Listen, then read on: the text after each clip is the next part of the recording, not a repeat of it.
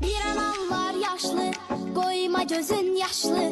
Düşün ağıllı başlı, Allah'tan kork. İnsanlığı talama, hakkını tapdalama. Yıkılanı baltalama, Allah'tan kork. Allah'tan kork, Allah'tan kork. Hiç kimden yok, Allah'tan kork. Allah'tan kork, Allah'tan kork. Hiç kimden yok, Allah'tan kork. Zulme hasar olma, şeytana yar olma. Merci mazar olma, Allah'tan kork. Gör sana yağyanın, maraqlan bir halın.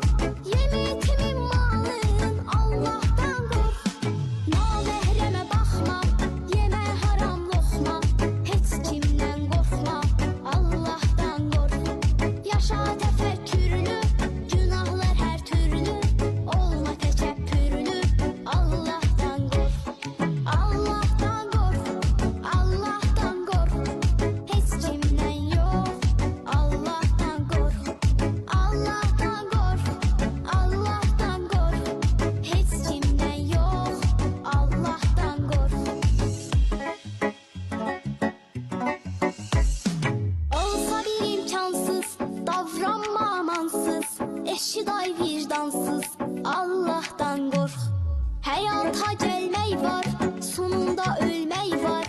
Korkuda sevmek var, Allah'tan kork. Kimsəsə dayaq ol, daima göz qulaq ol. Qeybətdən uzaq ol, Allah'tan kork. Tutar məzlumahı, var axı Allah'ın. Odur mülkün şahı, Allah'tan kork. Namaz vaxtı yatma, xalqa yalan satma. Kiməsə böhtan atma, Allah'tan kork. Çalışçı qəlb qırma, ürək bulandırma. Ruhumu sındırma, Allah'tan kork. Allah'tan kork, Allah'tan kork. Hiç kimden yok, Allah'tan kork. Allah'tan kork, Allah'tan kork. Hiç kimden yok, Allah'tan kork. Allah'tan kork, Allah'tan kork. Hiç kimden yok, Allah'tan kork.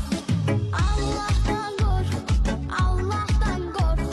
Hiç kimden yok, Allah'tan kork. Teşekkür ederim.